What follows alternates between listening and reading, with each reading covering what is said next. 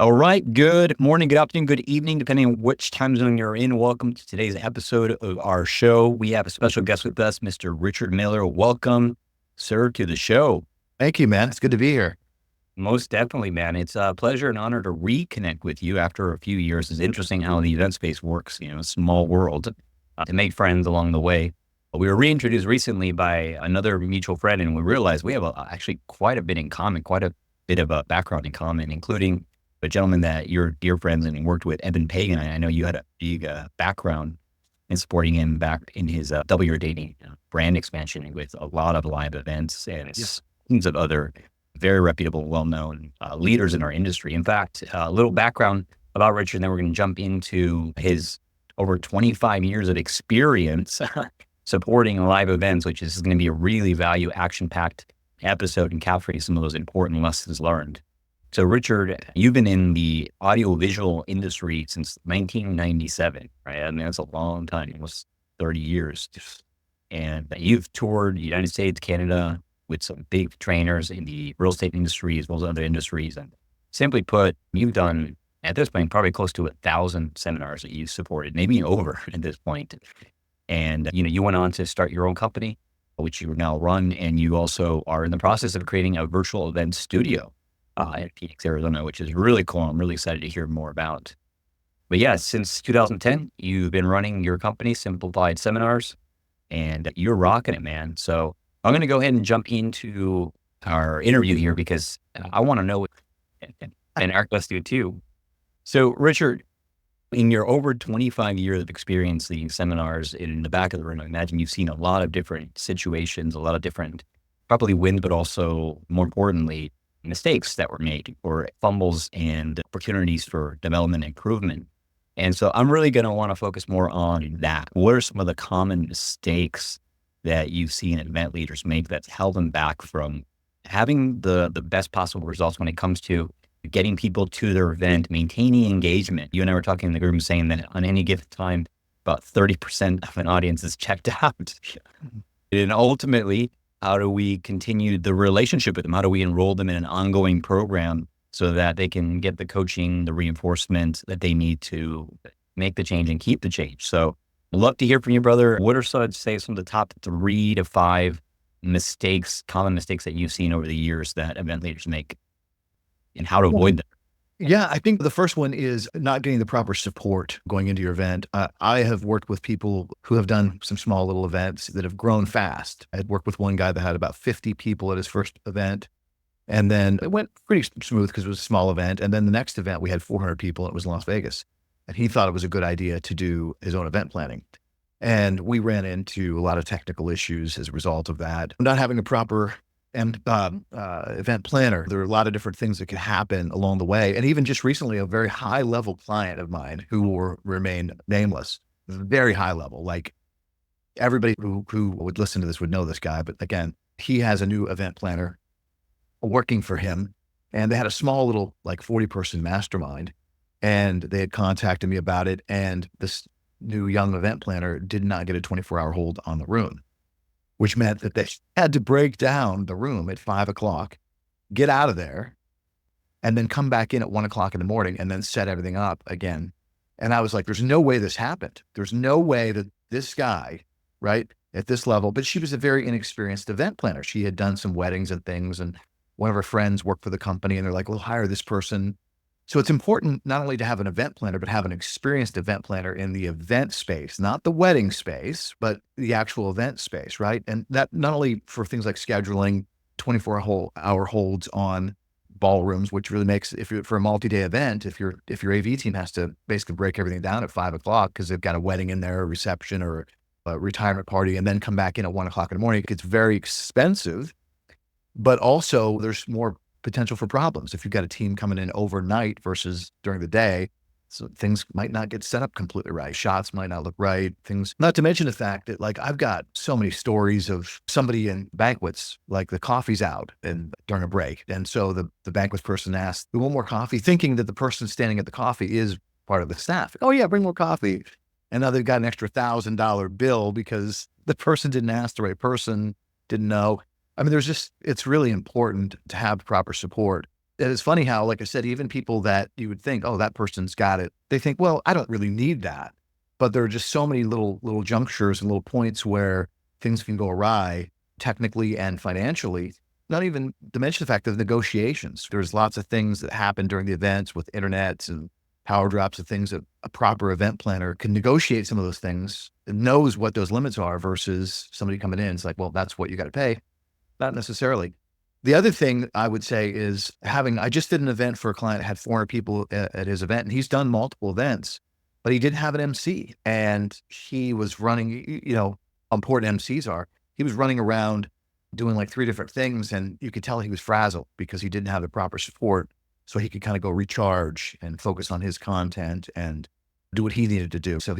And so people, I don't think they realize sometimes how important it is to have a person in that position so they can kind of just recharge and focus on the topic at hand, which is teach the content, to engage, to connect, to enroll them into the community. And those are just some basic low-hanging fruit things. I think the other thing that I see a lot is like at any given time, being at the back of the room, you can look around the room and you can see how many people are unengaged, right? They're just on their phone.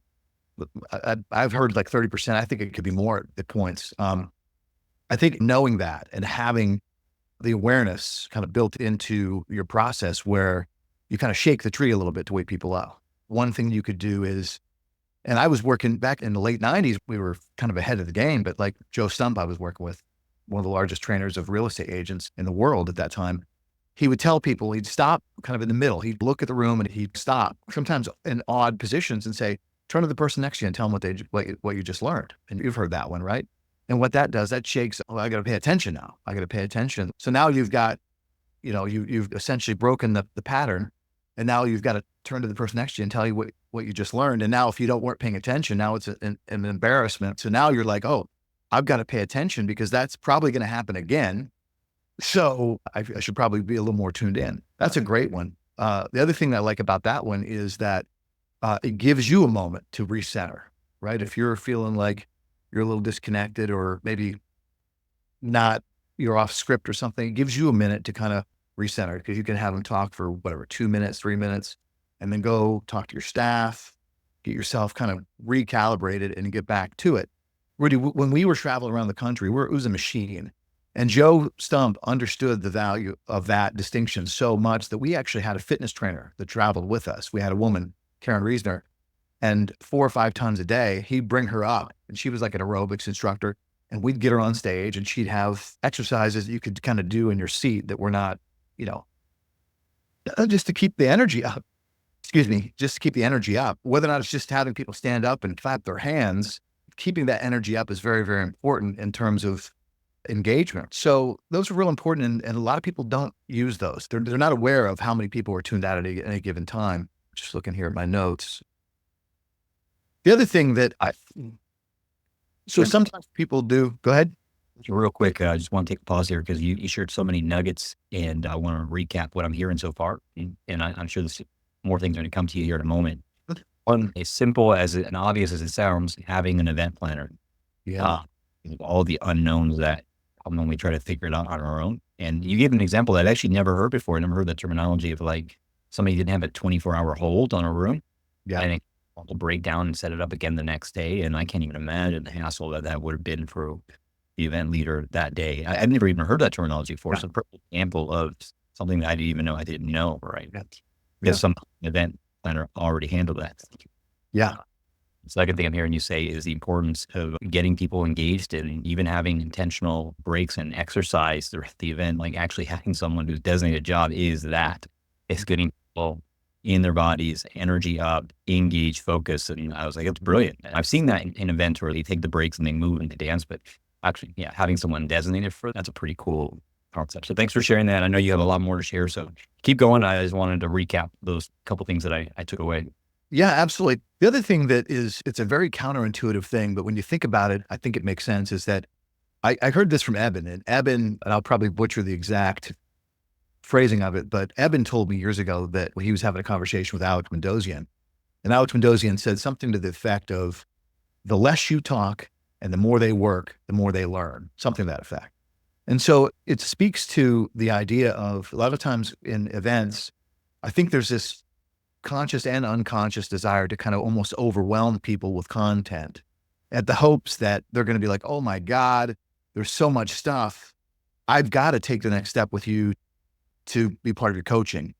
And while that's true in some cases, it's sometimes people are like, I just got overwhelmed. And now I'm actually in worse shape now than I was before because you brought up so many things that now that I've got to think about. And now I didn't really have any time to digest how to deal with these problems, some of the solutions that are provided in the presentation. So it's, people think that we've got to stack this, we got to stack this, we got to stack this, but it's having like breaks, having a lot of exercise, like writing exercise breaks for people to take on the content for themselves. So if there's let's just say there's a section on, I'm making this up, on hiring, right? Giving somebody 5 minutes towards the end of that particular presentation to write their own notes. And that does a couple things. Number one, it allows them to digest what you've just said. Number two, like they're physically engaging with your content. They are writing down your content now that are making your content theirs. And there's some commitment and consistency aspect of like, now I've got some tasks to do. And so it gives you a break and allows them to engage with your content more. And people, I think sometimes people think, well, if they've got a game plan, they're not going to take action. That's not the case. Like, I think one of the things I've learned, Rudy, over the years is that do the right thing and by the people in the room, and your audience will self-select. A person that was going to do it on their own, because you gave them a few extra writing exercise opportunities to write things down, that they're work with you regardless. Like you doing that isn't going to make them not work with you, if that makes any sense. And that's I think there's a lot of fear that a lot of people have. It's your audience is going to self-select based on the quality of your content, your personality, your sincerity. People will self-select and they're going to gravitate towards you as a result of that. And I think, like I said, a lot of people will just we got to stuff it with content. And it hurts them, I think, in the long run, because you want people to, whether or not they do business with you or not, past the seminar, you want them to get as much value as possible and hopefully come back, right? Again, right? I've seen people come to seminars a couple of different times over the years because I've worked in everything from dating to business advice to relationship advice to like everything you can imagine. And sometimes you see people 2 or 3 times and it's the second or third time that they actually decide to take the journey with you. Sometimes the first one, it's not the right time. But again, building in the assumption that give them the time to digest the content, building those is real important, I think. Yeah, Richard, one of the things I'm hearing you say around giving them time to digest the content is this idea of letting them do the work, getting as much time as possible to do the work, and let them get value and self-select based off of how them and their own work ethic or the value they want to create for themselves. There was a quote by T. Harv Eker that comes to mind when you were saying that, and it goes, the more you have them do, the more they like you. Wow. The more you have them do, the more they like you. Not being shy of like having them do things. That's why they're there. They're there to get the result or the outcome, and they're willing to do, most people would be willing to do the work that you ask them to do, not to be gun shy about having them do some of the hard stuff. Because the more you ask, the more you have to do, the more they're going to like you. And for those people who are students of influence and psychology, we know that in Cialdini's book, The 6 Influence, he talks about 6 seconds of influence. One of the key 6 is likability, right? So the more you have them do, the more they like you.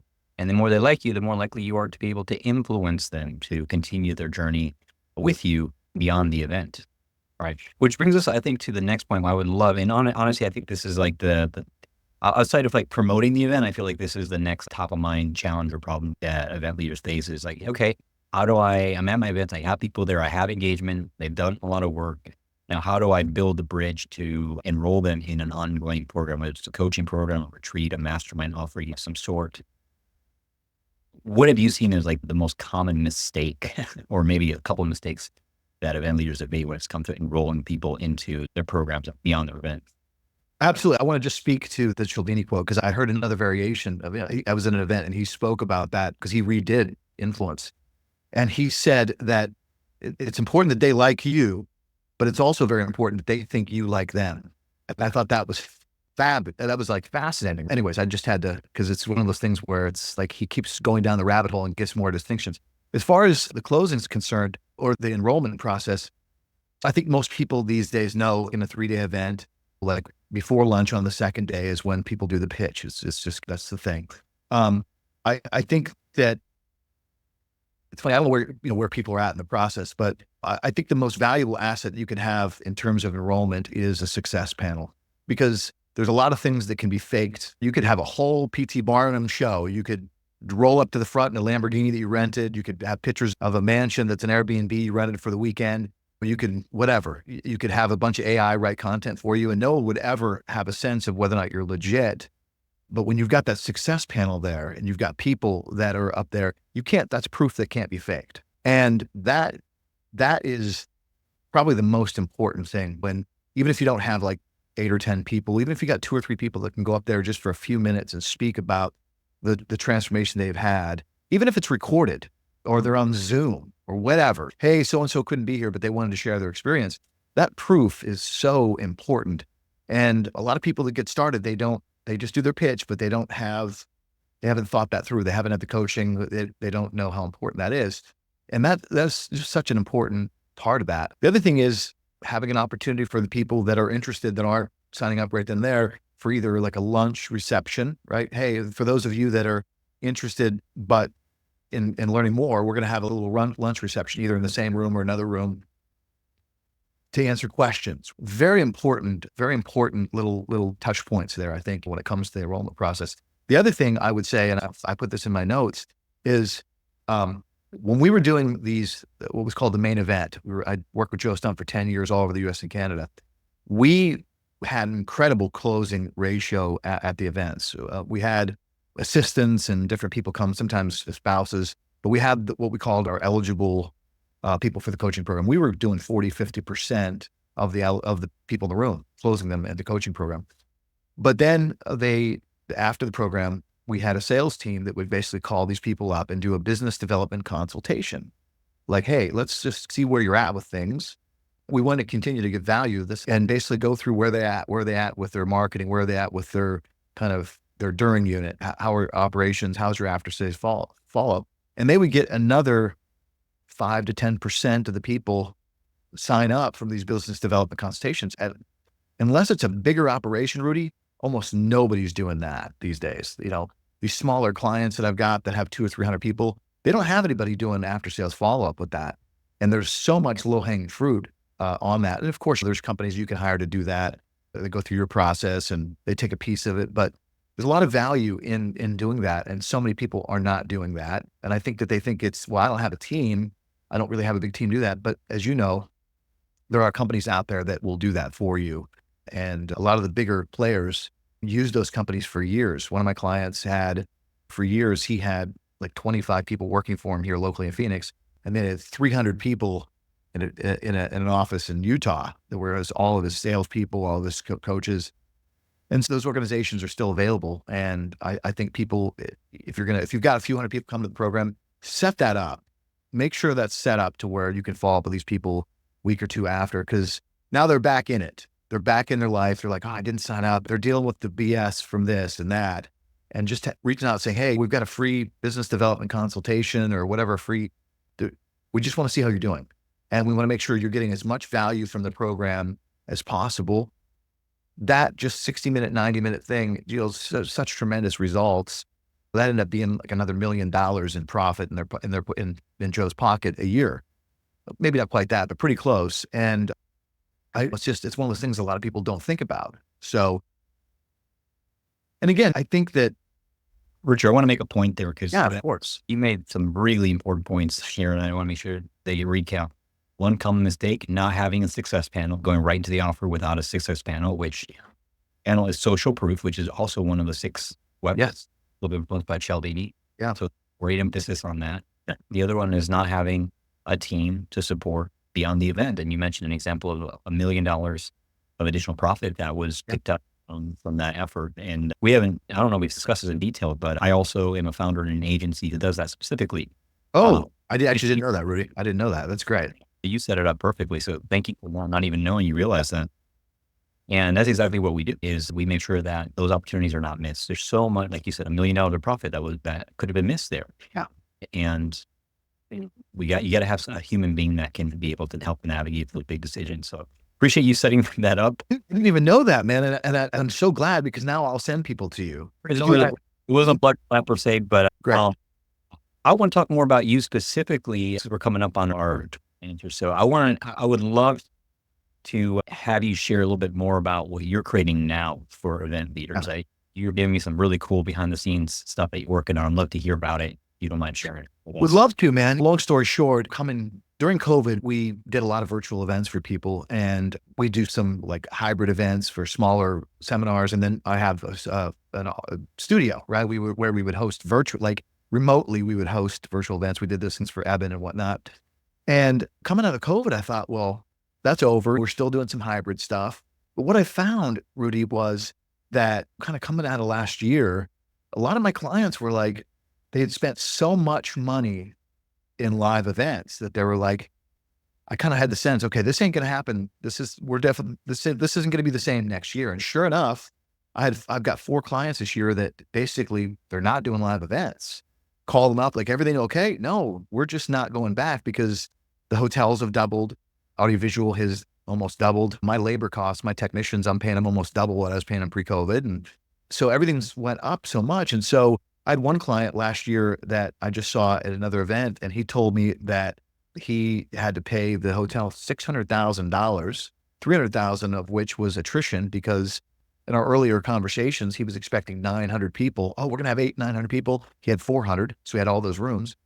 And so if you think so I was like, oh man, this is interesting. So I made a decision last year. Kind of earlier this year, when I was like, I should probably take my studio and turn it into a virtual event space, like permanently, like just commit rather than just, I had green screen, I had different things. I'm like, no, I'm going to totally focus on virtual events because hotels don't show any sign of slowing down in prices, right? And my technicians don't want to make less money. My gear costs have kind of stabilized, but again, they're up. And so if you just look at the pure mechanics of it, certainly it's great to have 200, 300, 400, 500 people in a room to be face to face to them with them, but that's hundreds of thousands of dollars for many people. That's $200,000, $300,000, $400,000 between the hotel room, the ballroom, the food and beverage, AV. And so if you just look at the math, so let's just say one coaching spot is $25,000. Like, how many coaching spots do you have to sell to basically pay for $250,000 worth of hotel? So I thought to myself, let me create an environment where people can come into a premium space. It's well lit, very nice set, premium cameras, monitors everywhere. We got like 4 or 5 monitors just for Zoom galleries. We've got a monitor for pins. We've got notes. We've got timer. We've got a chat. Got all these things. And then I've got a whole team in the back to deal with whatever's needed. And I thought people will come in, and I thought that for the right client, this could be like a dream come true, because there's not a lot of places like this in the country that exist. There's a couple of them, but they're kind of few and far between. And some of them are open to the public, but a couple of them are private. You don't even get access to, couldn't come rent it unless you were part of their kind of, at least their inner circle, their periphery. And so I've been working on that for the last 6 months, and I'm basically going to be opening to the public in October. We've got a few more things to put in place. It's funny, I was just in Europe for a month, and I got a call from a client last minute, and he said, is your place open? I'm like, not quite, but I'm like, what do you got going on? He goes, we have a client flying in from Denver on a private jet, and our studio is double booked. They're in Scottsdale. And can we make it happen? I'm like, well, here's where we're at. We can make it happen. And so this was on a Thursday. So I had my team come in on Friday, run some lines, set some other computers and things up. And then they did a very successful event on Saturday. And so that was cool to be out of the country and basically have it go real well. And so the other thing is we're going to be getting triple redundant internet in there as well. We'll have 3 different ISPs. So if something happens with one, we've got 2 backups. And that's also, I don't think that exists anywhere. So I'm real excited about it. And I think it's going to be, I think it'll be a great resource for people that have a good audience of people that they want to continue to communicate with, but don't want to drop $250,000, $500,000 at a hotel. They can drop a fraction of that, come into my space, be fully supported in a premium environment, have a great looking video, video product come out of it, and hopefully enroll and do well financial results. So that's my vision for that. It's my goal for that. I'm real excited about it. So. Outstanding, man. That sounds excellent. And I want to emphasize the importance and the value of having that type of setup. With several of our partners on our sales agencies, they run live events, both in person and virtual. And it makes, I've seen all the difference between people who set up like a great studio setup Yeah. and people who just do it on their own in the comfort of their home. And Right. pros and cons of both of it. I would definitely say, based on my experience, that the juice is definitely worth the squeeze when it comes to investing a little bit more to make sure that you don't have to get bogged down with technical issues and make sure that the quality of the event production is potentially just as good virtually as in person. When you have a professional team and professional studio around you, it can be quite excellent, especially if people are having like over 50 participants and being able to engage them effectively. It goes a long ways. Yeah, it does. And the other thing is that I set the space up. I have some scenic in there. I have a 20-foot by 10-foot scenic. And it's the same type of scenic that I use for some of my clients in my live events. So when they're in front of it, it's like they're on stage. And so an aspect of their consciousness comes alive in that space. So they're like on stage, right? So the monitors, and so they're able to, I think, conjure or basically allow an aspect of their being to come alive in that space that they're not going to have at their house, in their kitchen or whatever. And I think that's important, that charisma, that energy, that aliveness is, I wanted to foster that, just like you're on stage. It's just that these people are on monitors versus in the crowd in front. And I think that's important and as well. So I appreciate you saying that. And yeah, I think it does make a difference, man. I really do. Absolutely. And for those event leaders who are listening to this episode and want to connect with you and learn more about actually using acquiring some of your services, what would be the best way for them to discover more? My website for my event services is Titan Event Technologies, but I got a short URL. It's TETPros, TETPROS.com. My email is richard@tetpros.com. I'm building a website for the virtual event space. It's not done yet. I'm going back and forth on 2 different URLs that I have, probably Mission Control Studios. But again, just contact me through TETPros and we can talk about live events or virtual events or either one of those things. So that'd be great. Awesome. We'll be sure to include the links in the show notes here for this podcast. So if you're tuning in, just scroll down to the show notes and you can grab the email on the website there and reach out to Richard and definitely have a consultation and leverage his 25 years of experience. And in fact, on this interview, I know that we had like 10 lessons that you learned. We probably only covered maybe 5 on this interview just for the sake of time. I just encourage you to reach out to Richard Miller, go to his website, send him an email, set up a consultation to discover how you might benefit from his experience and his service, especially his virtual studio. Yeah. It's been great interviewing you here today, brother. Any final comments or words you'd like to leave our audience with? I think that last thing I'll say is I think that I've seen a lot of people that do live events and they wait years to do it. It's because something in them tells them they're not ready yet. They're whatever. And I would just say that if you're good at what you do and just take the plunge. People will self-select. You're not there to be all things to all people. And the sooner you jump into it, the more people you can help, the faster you're going to kind of get to the direction that you want to go. And last thing I say, I got connected to this gentleman recently that I knew back in the days working with Evan.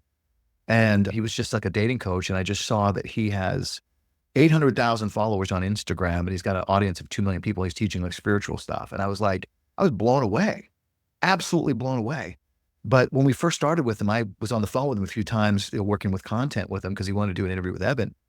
And I was like, you never know where people are going to go. And it was just so beautiful to see him blossom. And I would just encourage people, if you're on the fence, just do it. You don't have to go crazy, but just share your gifts, share your light, and your audience and your group, your community, they'll self-select. So that's what I would say.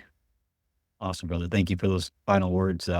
Much obliged to you, sir. And Sure. with that being said, we're going to go ahead and declare this episode a wrap. And go ahead and go to Richard's website, check it out. And Richard, thanks again for being a guest with us. Thank you.